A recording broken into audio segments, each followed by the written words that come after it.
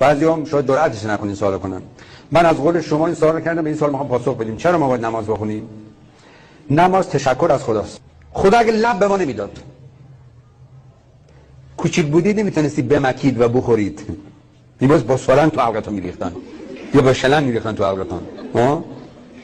بعد بزرگ شدید با این لبا حرف میزنید، حالا لب نداشته نمیدونی چی میخوای بگی که این لب تنظیم میکنه حرفا رو.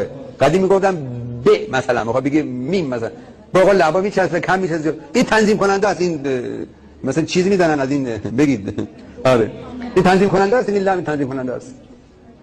هیچ بوسه اون دیگه نبود، آدم پدرش رو ببوسد، مادرش رو ببوسد، چقدر دیگه نبود دیگه، همه چی. این لب چقدر خوبه. حالا من که میدونم برای چی میخندید شما. هنوز زوده حالا انشالله. خب خدا داده برای یه چیز